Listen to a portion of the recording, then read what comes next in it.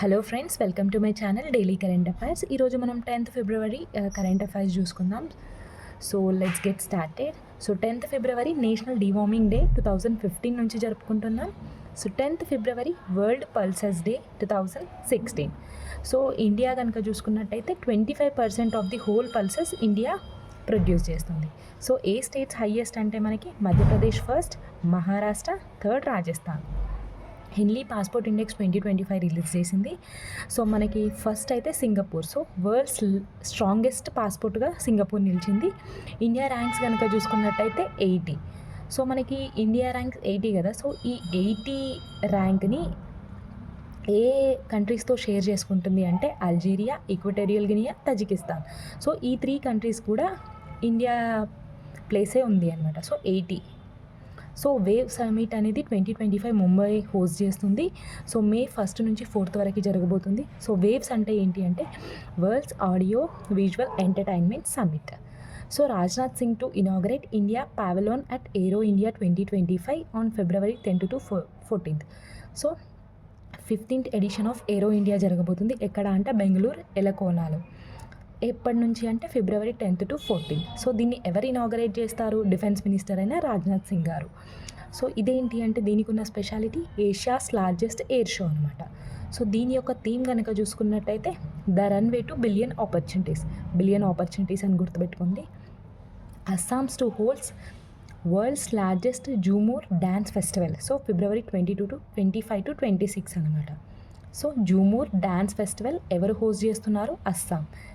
February 25 to 26. So PM Modi garu కూడా attend అవ్వబోతున్నారు. Indian army Pir Panjal winter festival మనకి జమ్మూ కాశ్మీర్ బార్డర్లో ఇండియన్ ఆర్మీ కండక్ట్ చేస్తుంది. సో పూంచ్ డిస్టిక్లో Indian army Pir Panjal winter festival ఎక్కడ? జమ్మూ కాశ్మీర్ బార్డర్లో.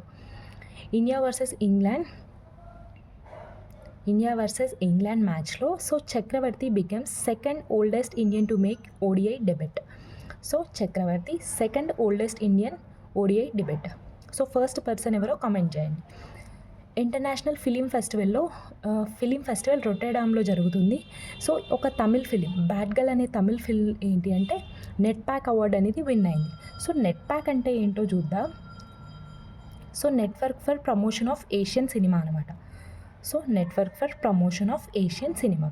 సో మనకి బ్యాడ్ గర్ల్ యొక్క డైరెక్టర్ కనుక చూసుకున్నట్టయితే Varsha Bharath. So ministry of development of north east region sign MoU with Amazon ఇంకా 2 other కంపెనీస్ అనమాట. సో దీనికోసము అంటే to boost bamboo market. So bamboo మార్కెట్ని విస్తరించడానికి లేదా పెంచడానికి సో అమెజాన్ తోటి development of north east region ministry ఇంకా 2 other కంపెనీస్ కలిసి దీన్ని నిర్వహిస్తున్నాయన్నమాట. సో దీంతోపాటు బ్యాంబూని ఎక్కడెక్కడికి ఎక్స్పోర్ట్ చేయాలనుకుంటున్నారు అంటే బంగ్లాదేశ్, మయన్మార్కి ఎక్స్పోర్ట్ చేయాలనే టార్గెట్తో ఉన్నారు. So Tata motor launches vehicle scrapping facility in Guwahati. So గౌహతిలో టాటా మోటార్స్ వాళ్ళు వెహికల్ స్క్రాపింగ్ ఏదైతే ఓల్డెస్ట్ వెహికల్స్ ఉంటాయో సో దానివల్ల ఎన్విరాన్మెంట్కి హాని అని చెప్పేసి వెహికల్ స్క్రాపింగ్ ఫెసిలిటీని తీసుకొచ్చారు టాటా మోటార్స్ వాళ్ళు గౌహతిలో. ఇన్స్టాల్డ్ సోలార్ కెపాసిటీ కనుక చూసుకున్నట్టయితే 100 GW ఇన్ ఇండియా. సో మనకి ఇండియా టార్గెట్ ఎంత ఉంది? 500 GW ఫ్రమ్ 2030. కాకపోతే ఓన్లీ సోలార్ కాదు, రెన్యూబుల్ ఎనర్జీ ప్లస్ న్యూక్లియర్ కలిపి.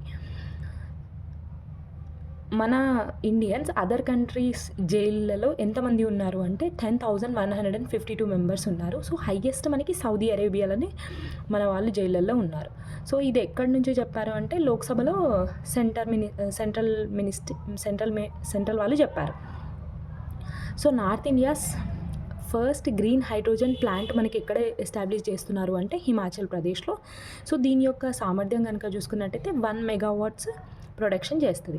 సో స్వాలింబన్ అనే ఒక ఇనిషియేటివ్ వార్తల్లో ఉంది. ఇదేంటి అంటే ఉమెన్ ఎంటర్ప్రినర్షిప్. సో ఉమెన్స్లో బిజినెస్ తత్వం పెంచేలాగా ఇది ఒక ఇనిషియేటివ్ అనమాట. ఎక్కడ అంటే నార్త్ ఈస్ట్ ఇండియాలో. సో దీన్ని ఎవరెవరు కండక్ట్ చేస్తున్నారంటే నీతి Aayog, ministry of skill development, ఇంకొకటి ఐఐఈ ఇండియన్ ఇన్స్టిట్యూట్ ఆఫ్ ఎంటర్ప్రినర్షిప్ వాళ్ళు. సో అస్సామ్స్ దిబ్రూ సైకోవా నేషనల్ పార్క్లో ఏంటి అంటే అక్కడ ఆయిల్ వాళ్ళు so oil India limited company వాళ్ళు మైనింగ్ని అంటే ఆయిల్ అండ్ గ్యాస్ని ఎక్స్ట్రాక్ట్ చేయడానికి పర్మిషన్స్ అడిగితే ఆ అస్సామ్స్ గవర్నమెంట్ దీన్ని రిజెక్ట్ చేసింది అనమాట. So cryogenic vacuum CE20 engine అనేది సక్సెస్ అయింది షార్ నుంచి ఇస్రో వాళ్ళు ప్రయోగించారు. సో ఇస్రోకి ప్రజెంట్ చైర్మన్ ఎవరు ఉన్నారు? వి నారాయణ గారు. సో ఆఫ్టర్ 2 ఇయర్స్ తర్వాత లెబనాన్లో ఫుల్ టైం గవర్నమెంట్ అనేది ఫామ్ అయింది. సో 2 ఇయర్స్ తర్వాత లెబనాన్లో ఫుల్ టైం గవర్నమెంట్ ఫామ్ అయింది. సో ఇది ఫ్రెండ్స్ ఇవాల్టి కరెంట్ అఫైర్స్ 10th ఫిబ్రవరి 2025 యొక్క కరెంట్ అఫైర్స్. సో వీడియో కనుక నచ్చినట్టయితే లైక్, షేర్ అండ్ సబ్స్క్రైబ్ చేసుకోండి. Thank you.